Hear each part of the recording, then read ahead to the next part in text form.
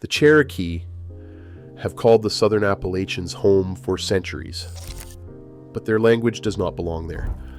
Cherokee is Iroquoian, yet every other Iroquoian-speaking nation lived near the Great Lakes, over 800 miles north. No one could fully explain why. Then a single strand of maternal DNA began to rewrite everything we thought we knew about who the Cherokee really were and where they came from. 800 miles separate the Cherokee homeland in the Southern Appalachians from the old Iroquoian-speaking nations clustered around the Great Lakes. The Smithsonian's maps draw a stark line. Cherokee territory is nestled among the ridges of North Carolina and Tennessee, while Mohawk, Oneida, and Seneca villages stood far to the north, near the cold waters of Lake Ontario and Lake Erie. Yet the Cherokee language, with its Iroquoian roots, remains an outlier in the southeast. No other tribe in the region speaks anything like it. For generations, this mismatch puzzled historians and linguists alike, but the Cherokee themselves have never forgotten where their ancestors came from. In 2023 at Kuala Boundary, an elder named William Dover spoke plainly. Our ancestors came from a land of many rivers, far beyond the mountains we now call the Blue Ridge. Stories like his, passed down through Kituwa families, trace a journey south from a distant northern land. These memories are more than legend, they are living history, echoing through language and tradition. The question remains, can science test the truth of these stories? To find answers, researchers turn to the invisible record carried by mothers and daughters, generation after generation. Mitochondrial DNA, abbreviated mtDNA, offers a unique window into the past. It passes from mother to child, unchanged except for small mutations that act as time-stamped markers. Unlike most DNA, which mixes from both parents, every generation, mtDNA is inherited solely through the maternal line. This means every person's mtDNA comes directly from their mother's mother, and so on, stretching back through thousands of years of uninterrupted ancestry. Scientists use these maternal signatures to group people into what are called haplogroups, branches on the human family tree that share a common female ancestor. For Indigenous peoples of the Americas, 4 founding haplogroups, A, B, C, and D, make up the vast majority of Native American maternal lineages. Each of these haplogroups can be traced back to women who crossed from Siberia into the Americas during the last ice age, carrying their genetic legacy into new lands. Because mtDNA does not recombine, researchers can follow these lineages with clarity, mapping migrations and population splits that left no written record. This genetic trail gives scientists a powerful tool to test stories handed down through generations, not by replacing them, but by offering a parallel record written in the code of life itself. In 1999, the mystery deepened inside 2 separate laboratories, one led by Dr. Brian Taroni in Michigan, and another by Dr. Michael Hammer in Utah. Each team worked in isolation, using blood and cheek cell samples from Indigenous volunteers. They ran every specimen through duplicate rounds of PCR amplification, a safeguard meant to catch even the faintest trace of contamination. Negative controls, blank extractions, and physically separate workspaces became routine, echoing forensic standards. The result was a pattern neither lab could ignore. A new maternal lineage, marked by distinct mutations at positions 13,259 and 5,176, appeared in several Native American samples. This lineage, labeled X2A, stood apart from the 4 founding haplogroups already known in the Americas. To rule out any chance this was an Old World import, both labs compared their findings against more than 400 mitochondrial genomes from Europe, the Middle East, and Asia. Not a single match surfaced. X2A was invisible in the Old World, present only in Indigenous populations of North America. The convergence of these independent results, each cross-checked and confirmed, turned a genetic anomaly into a verified chapter of human history. In 2002, a new map transformed the search for the Cherokee's origins from theory into geography. A team led by Dr. William Stone compiled mitochondrial DNA from nearly 1,600 Indigenous volunteers each sample tagged with tribal affiliation and precise location.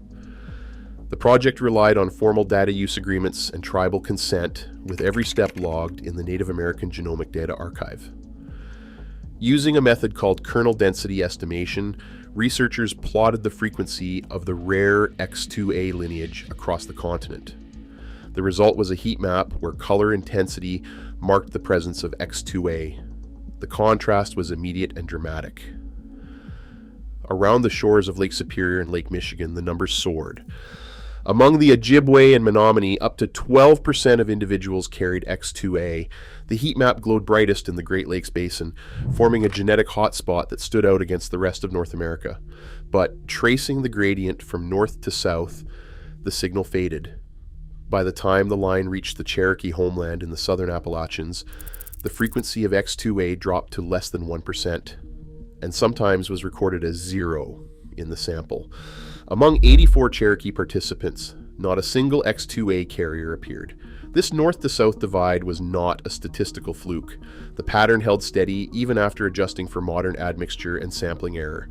Sensitivity analyses confirmed the hotspot's shape, regardless of the smoothing parameters used. The map offered more than just numbers. It made the migration path tangible, a visual echo of the stories told by Cherokee elders. Each pixel of the map reflected careful negotiation and respect for tribal sovereignty, a reminder that genetic research is always rooted in real communities. For the first time, the maternal legacy of X2A could be seen not just in numbers, but in the land itself. Bayesian linguistics offers a different kind of evidence, one rooted in the mathematics of language change rather than the chemistry of DNA. In 2021, Dr. Susan Holland and her team at the University of Chicago used a computational model to estimate when the Cherokee language split from its northern Iroquoian relatives. Their approach combined hundreds of shared vocabulary items, regular sound changes, and archaeological calibration points, running thousands of simulated language trees to find the most likely timeline. The model's answer was this: Cherokee began to diverge from Mohawk, Seneca, and Oneida between 3,000 and 4,000 years ago. This window matches the archaeological traces of new settlements moving south from the Great Lakes into the southern Appalachians. The timing is not just a number. It places the linguistic break in the same era as the fading genetic signal of X2A, long after the first peoples entered the continent, but well before European contact. This independent agreement between language and genetics is rare in population history. Both lines of evidence point to a migration event that was neither myth nor mere drift, but a real movement of people, language, and maternal ancestry. Cherokee oral tradition, especially among Keetoowah elders, preserves memories of a journey from the north, stories of rivers, lakes, and a homeland beyond the mountains. These accounts echo the scientific findings, not as proof or legend, but as parallel records of the same ancient crossing.